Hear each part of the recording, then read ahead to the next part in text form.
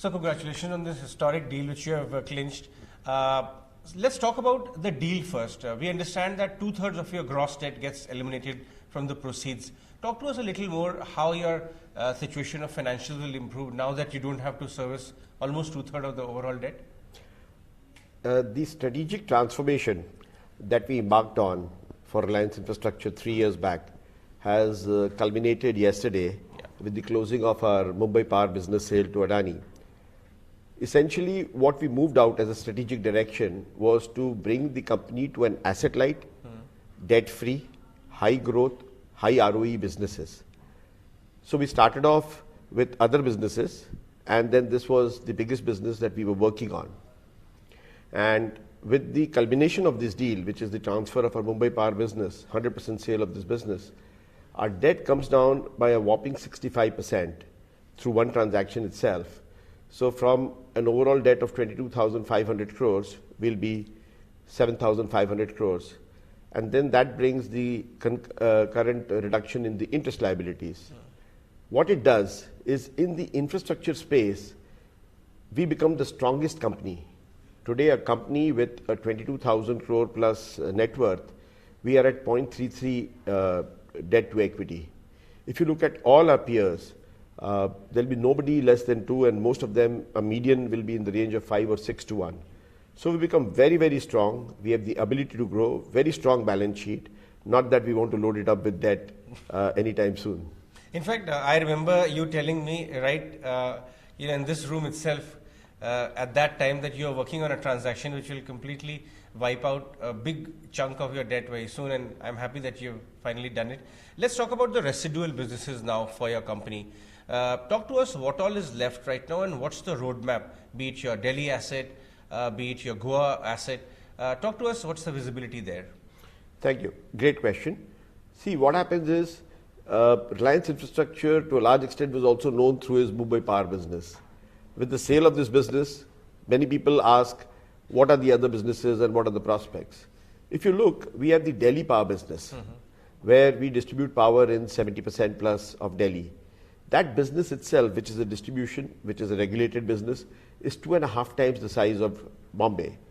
Across turnover, across customers served, across peak demand served, across area, across most parameters. So it's a business where we have 42 lakh households. We serve 5,000 megawatt peak demand compared to only 1,800 in Mumbai. We have almost 16,000 crore of annual revenue compared to less than 8,000 in Mumbai. And we have a cash EBITDA this year of almost 4,000 crores. Yeah. So this is one business with another 15 years to go for license. This business is growing at double-digit growth organically every year. So this will be a kingpin business for the group. It does not require additional equity. The cash flows from the business is enough to take care of whatever is the growth needs of the company, and it will be able to return cash to the shareholders. Coming to the next big portfolio is our road portfolio. We have a completed road portfolio of 11 road assets where we have spent 12,000 crores. This is an excellent portfolio with marquee assets like Delhi Agra, Pune Satara. So these are excellent assets which anybody will understand. This business will have an annual turnover of almost 1,300 crores this year, and the current run rate growth is 13%. Our annuities are long term with an average annuity between 18 and 30 years. So this is a business where the reverse cash flow has started. We have long time to sweat it out, and this is growing organically on its own. In terms of additional growth to this, there are almost 200 stressed assets in the sector, and we might think of acquiring some of those. On the other side, on the EPC side, we will be very active in the road segment. Coming to the next business, we have the metro business, Bombay Metro business. This business again is an excellent urban transport business. It's fully completed. We are carrying 4.5 lakh consumers per day.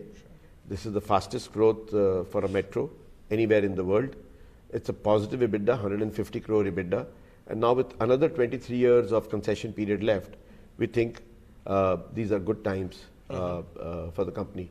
Besides that, we have the E&C business, which will then become the flagship in that sense in the Reliance Infra standalone space. Here we have grown our order book by 9 times in the last 3 years. Last year itself, we had 9,000 crores of 23,000 crores of new orders. Our order book today is almost 27,000 crores. And we have taken marquee assets like the Bandra-Versova Sea Link, which is a 7,000 crore business, and all through very competitive bidding. We have our power portfolio through our holding in Reliance Power, where we own 44% of the company. Even at today's depressed market prices, the valuation itself is worth 4,500 crores. So this portfolio of assets, all of them self-sustaining, all of them double-digit growth, and we have great plans for each one of them. Sure. So 4,000 crore from Delhi asset, 1,300 crore from the other asset, then the cash flow of most of your assets now is very comfortable. Do you feel the need to further bring down debt from 7,500 crore anytime in future, or right now you would like to keep it at these levels and service it? One. And in order of priority, from the current remaining businesses, is there anything which you would also like to knock off from the balance sheet going forward, or there's no such urgency right now? See, today our debt is in the region of 7,500 crores. We have approved arbitration claims, approved through arbitration tribunals and in most cases through single bench of the High Court, and they are in the final stages of clearance. These itself total to 6,000 crores. We have regulatory assets for Mumbai which will flow to us for the period prior to closing, which are 5,000 crores. These two itself are 11,000 crores, and 8,000 crores are arbitration assets which are under various stages of approval. So this portfolio of 19,000 crores will itself be able to pay off the debt. So we'll work towards it, and we expect to be debt free in the year 2019. We have no plans now to monetize any of the further businesses. These businesses will grow and in the double-digit range, each of these verticals, and we have no further plans to monetize these assets today.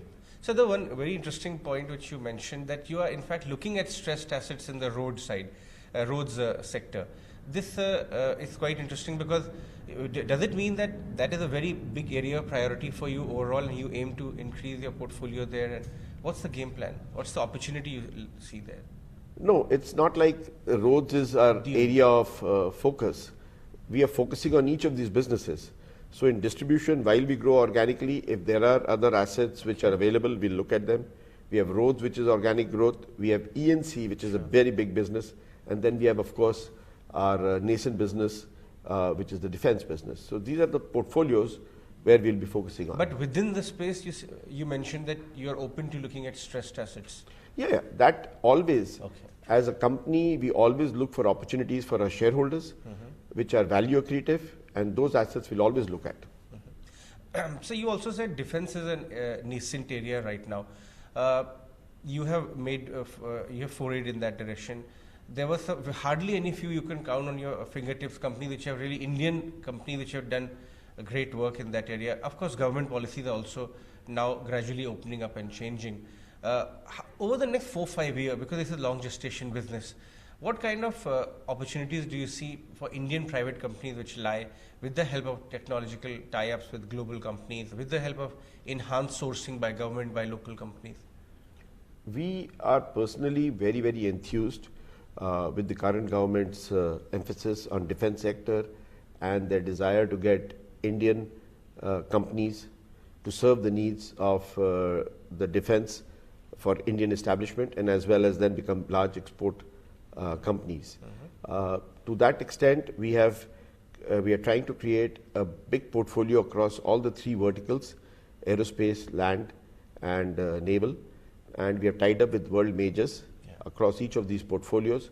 We are looking at the opportunities which the government is coming with. But as you rightly said, these are long gestation periods, and typically from the time that the need is evaluated, it's a minimum 5 years before you start seeing some revenue. So you mentioned that the cash flows are extremely healthy of your residual assets now across the different sectors, and then almost 65% of the debt gets knocked off because after this deal. So how the earnings profile of company at a consolidated level looking now? say FY19 full year, FY20. So what is the delta which is happening now on your earnings because of these initiatives which you are taking? See, if you look at our earnings last year, we closed last year at a 1,350 crore consolidated earnings. This year will be a hybrid year with half the year with Mumbai and half the year without. With the going out of the Mumbai business, there will be no reduction in profitability.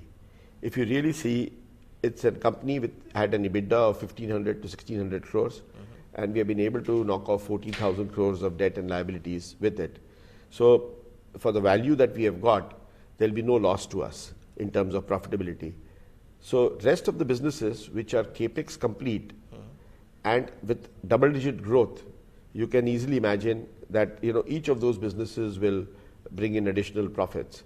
So we are very enthused. So starting FY20, because this year will be a hybrid year, where our EPC revenues will kick in. Last year we finished EPC with just a revenue of 1,300 crores. But I think going forward, you'll see EPC revenues crossing 5,000 crores in the very first year, and then growing at least 25 to 30% every year after that. Great. So you had guided and kind of indicated to your shareholders and our viewers that you're aiming towards an asset-light balance sheet, asset-light model, but still infrastructure play, which is in many sectors, and you seem to have worked halfway, at least 2/3 of that. Thank you very much for your time, and congratulations once again. Thank you so much. Thank you, sir.